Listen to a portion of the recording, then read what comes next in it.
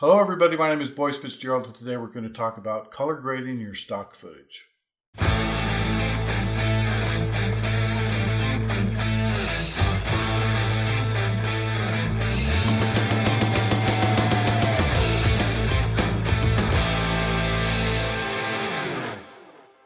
Now the first question you probably have is if you should color grade your stock footage. And the answer to that, the quick answer, the short answer is yes. You should color grade your footage to Rec 709. Now, I'm not Gerald Undone, and I don't understand all the technical aspects of color grading. I'm not a colorist. This is a specialized field.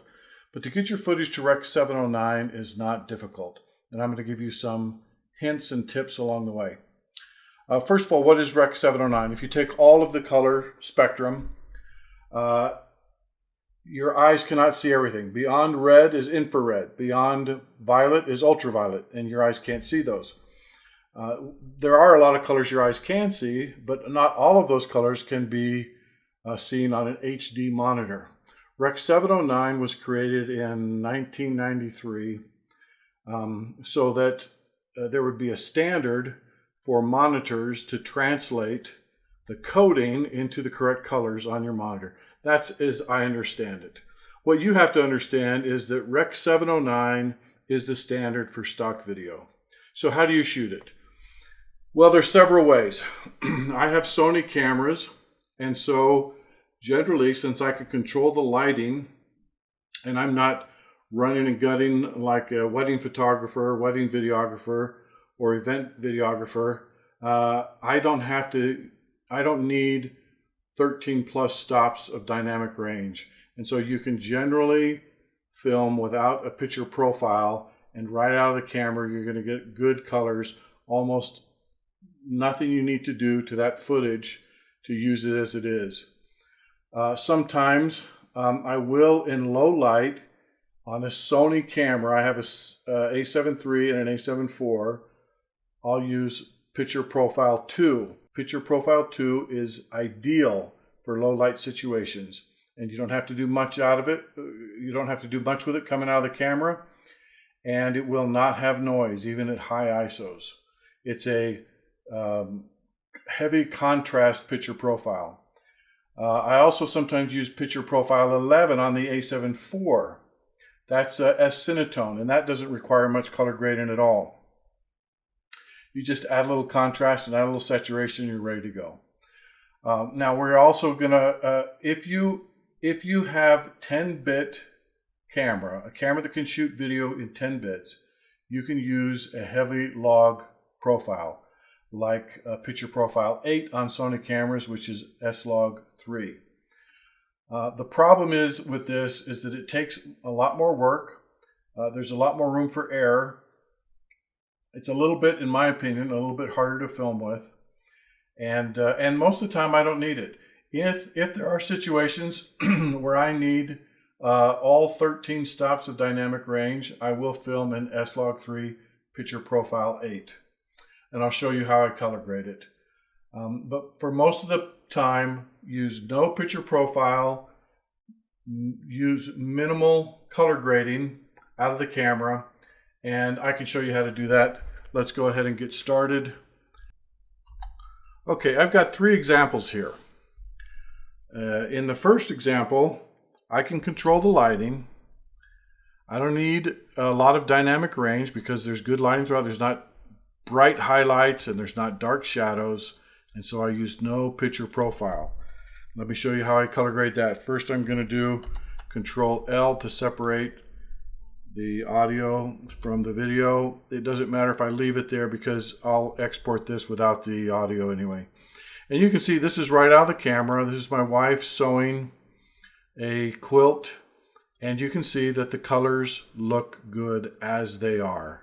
The bottom line is that with no picture profile on most cameras, you're not going to have any problem getting that to Rec 709. If you want to look on the Lumetri scopes, let's go ahead and look at that.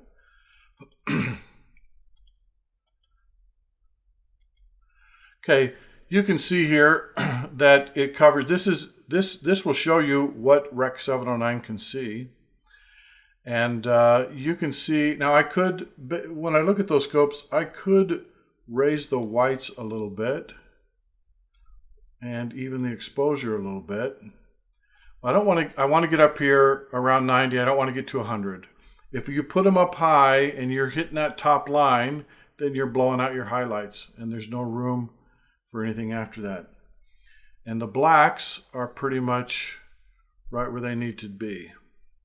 Okay, so maybe that's the only correction, the only adjustments I would do, and you can see it really doesn't look any different.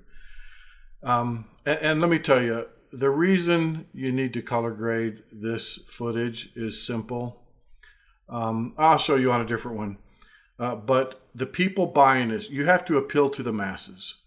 The people buying these clips don't know, when you give them a log view, they don't know what colors are there. They don't know if it fits with what they need. They don't know how it's going to look. Most of them are not professionals at all. They're buying clips so they can use them for a work presentation. Somebody's assigned them to put a commercial together or something, some ad on Instagram or somewhere, and they're looking for clips that they can use right out of the box. And that's why you have, and very few of them even know anything about color grading. Okay, let's go to a lot of you will be doing drone clips. And this one is filmed in a flat profile, not really a log, but just a flat profile. And it doesn't look too bad, okay? But you can, and it's filling most of the Rec 709 space, you can see up here with the Lumetri scopes. But what we could do, if you had contrast, and in this case, this was sunset. You can see that this is looking to the east. The sun is setting in the west.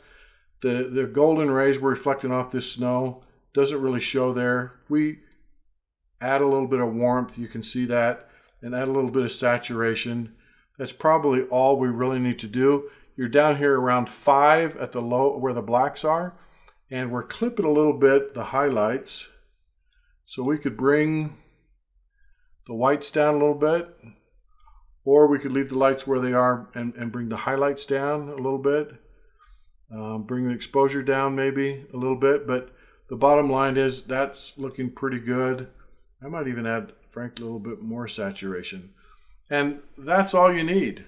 That's pretty good looking. As far as color goes, that's all you really need to do. Tell you what I'll do is at the end of this clip, at the end of this, I'll export these 3 clips with before and after, and you can look at the difference.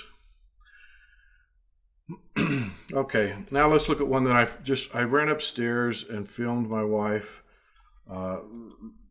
looking at her iPhone in log.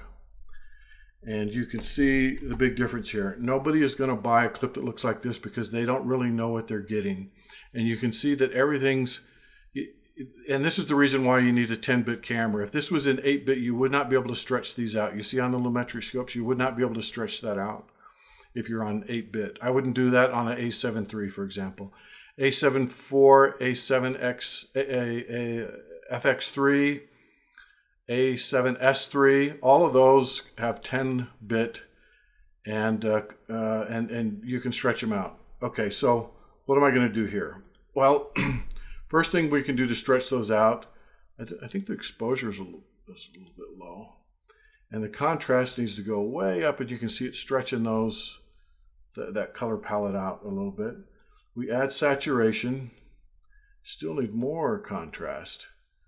Maybe bring the blacks down towards the bottom there, and maybe bring the whites up. And I still don't like how that looks. It's not right. Her skin tones are all washed out. And that's probably why I'm no good at this. It's one of the reasons. Let's see what we do if we maybe add vibrance. Okay, that's not bad. It's better, but it's not good. And it's one of the reasons why I don't like log. And if you mess with these tints up here, you're really gonna mess it up. Okay, let's reset that and let me show you how I do it without the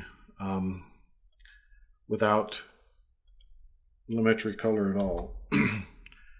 I bought a plug-in, I think it was $60. It's called Cinema Grade. I type in grade, it'll come up.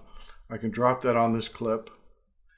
Cinema Grade is available in both Windows and Apple. I open the controls, and this changes the whole way you do color grading. You can view the scopes the same way here, and you can see that they're all compressed again. Okay, with this one, it's easy. You start with light, and you just drag your cursor up and down and put it where it needs to be. And I would say, without knowing for sure, that's where it is. I'll know more when I hit contrast. The next tab on here is contrast. When I put that up, we're starting to look much better. If I go over here to colors and boost those, we're looking pretty good, but her skin again looks washed out. Well, here's what I can do. This is an interesting button here, this one that looks like a bunch of sliders. I can put that on a specific color and put it up and down and add, go through the tones, the hues, and get her skin a little bit more pink, and maybe go back to saturation and get her a little more pink. The interesting about this tab here too, look, if I decided I wanted to make this blue teal, I click on the blue, I can go down into the violets and up into the, you see it's only changing the blues, it's not changing anything else. I can click on the couch and I can do whatever I want with it. Let me go undo both of those, because this is the right color. This is a Kentucky, University of Kentucky blanket, and they're kind of a royal blue. So I know that's the right color. Her skin tones look good. And if I wanted to put a LUT on this, I can go here to LUTs and it'll show me a preview. I tell you right now, I got a ton of LUTs. Some I made, some I got online, a few I bought. But down here, Peter's LUTs, that's Peter McKinnon. I really love this Kodak killer. And if I accept that, you can see I just like that. Now it's way overdone, right? But the nice thing is on the side here, I've got sliders. So all of this stuff I did with these tabs up here, I could have done with the sliders. With this Kodak killer here, I can tone it down. And if I put it somewhere here around 30%, that looks really nice in my opinion. It's a little bit more moody and a little bit, you know, I just like it. I don't know why, I just like it. And if I hit apply on that and then close this window, all of those things, all of those changes that I made without having to touch these sliders, to me, that looks very good. And for somebody who doesn't really know much about color grading, I can get really good results with Cinema Grade. So that's how I use that. I hope this was helpful. I hope it was clear. Please let me know if you have any questions. Hey, I just have a quick addendum to add to this video. I'm not affiliated with Cinema Grade. I'm not affiliated with Peter McKinnon's LUTs. I have a very small following of 500 subscribers, which I'm very grateful for. But I'm not trying to sell anything or talk you into anything. I'm showing you how I use the tools that I found to be helpful for me. Okay, now let's just take a look at those clips that we just graded, and you can see the before and the after. And you can also see what it looked like right out of the camera when you don't use a picture profile at all. I hope you found this helpful. Have a nice day. Good luck in your stock video sales.